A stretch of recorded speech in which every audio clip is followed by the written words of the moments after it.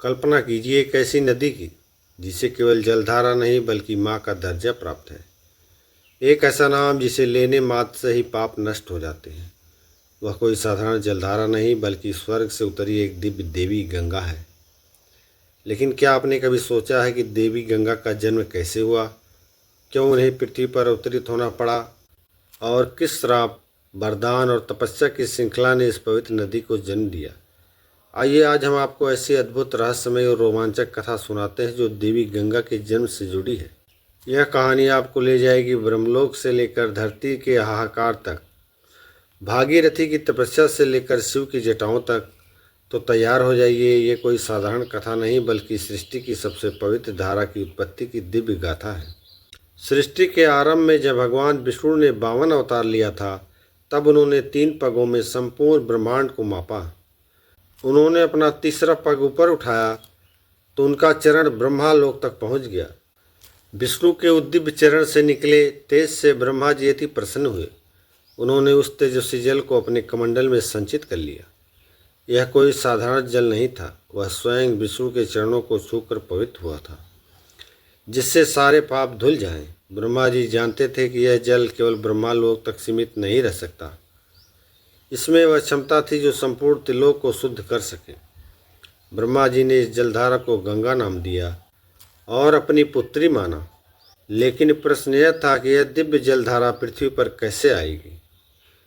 धरती पर एक बार राक्षसी प्रवृत्ति इतनी बढ़ गई थी कि देवता और मानव सभी त्रस्त हो चुके थे। उस समय राजा सगर सूर्यवंश के एक महान राजा ने 60,000 पुत्रों के साथ धरती पर धर्म की स्थापना के लिए कई यज्ञ किए। एक दिन राजा सगर ने अश्वमेध यज्ञ आरंभ किया, लेकिन उनका यज्ञ का घोड़ा अचानक गायब हो गया। उन्होंने अपने सभी 60,000 पुत्रों को आदेश दिया कि वे उस घोड़े की खोज करें। खोजते खोजते वे पृथ्वी के नीचे पाताल तक पहुंच गए। वहां उन्हें घोड़ा कपिल मुनि के आश्रम में बंधा मिला। बिना विचारे उन्होंने कपिल मुनि को चोरी का आरोप लगा दिया। यह देखकर क्रोधित होकर मुनि ने नेत्र खोल दिए और उनके तेज से 60,000 राजपुत्र वहीं जलकर भस्म हो गए।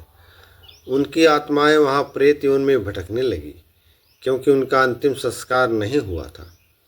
समय बीतता गया। राजा सगर की कई पीढ़ियों के बाद एक और सूर्यवंशी राजा हुए भगीरथ। उन्होंने संकल्प लिया कि वे अपने पूर्वजों की आत्मा को मुक्ति दिलाएंगे।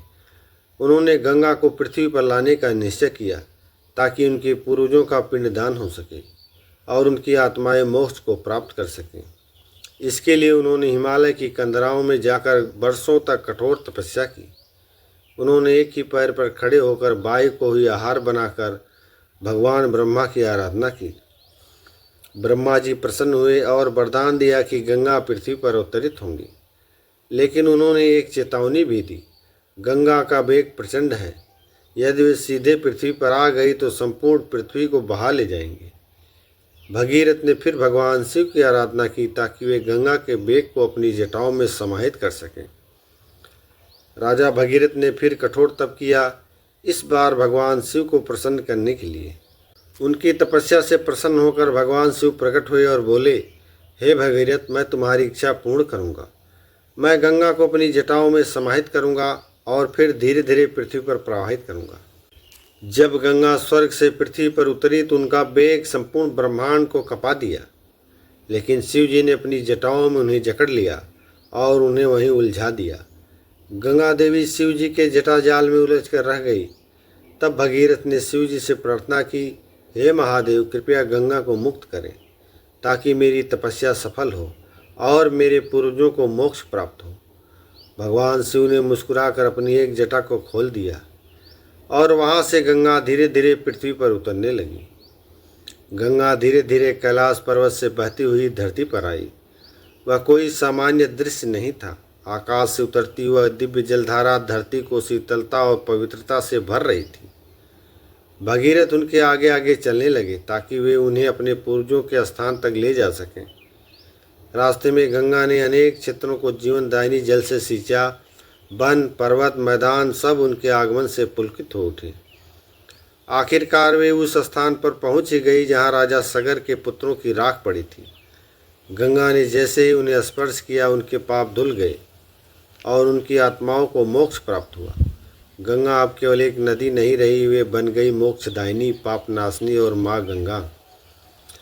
गंगा का स्वरूप त्रिलोक में अनोखा है। वे ब्रह्मालोक में मंदाकिनी, स्वर्ग में भगीरथ और पृथ्वी पर गंगा कहलाती हैं।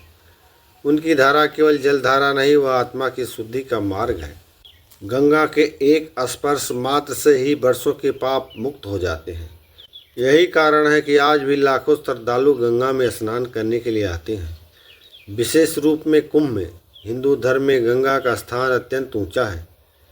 गंगा जल को अमृत के समान माना गया है। यह जन्म से लेकर मृत्यु तक हर संस्कार में पूजनीय है। आज गंगा केवल एक धार्मिक प्रतीक नहीं बल्कि जीवन की धारा है। उत्तराखंड के गौमुख से निकलकर गंगा लाखों गांवों, शहरों और खेतों को जल प्रदान करती हैं, परंतु अब यह पावन नदी प्रदूषण से जूझ रही है। इस पर कई सरकारी योजनाएं बनी हैं, लेकिन समस्या वहीं बनी रही। शायद यह समय है जब हमें माँ गंगा को केवल माँ कहकर नहीं बल्कि माँ की तरह समझकर सेवा करनी होगी। गंगा की यह कथा केवल एक पौराणिक घटना नहीं बल्कि एक प्रेरणा है तपस्या, आस्था और कर्तव्य की। राजा भगीरथ का परिश्रम, भगवान शिव का संयम और गंगा का त्याग, इन सब का संगम है यह कथा। गंगा केवल नदी नहीं, यह भारत की आत्मा है। वह हमारी संस्कृति की पहचान है। तो अगली बार जब आप गंगा के किनारे जाएं तो केवल जल नहीं, उनकी कथा को याद करें कि कैसे एक राजा ने अपनी भक्ति से, एक ऋषि की शक्ति और एक नदी की ममता ने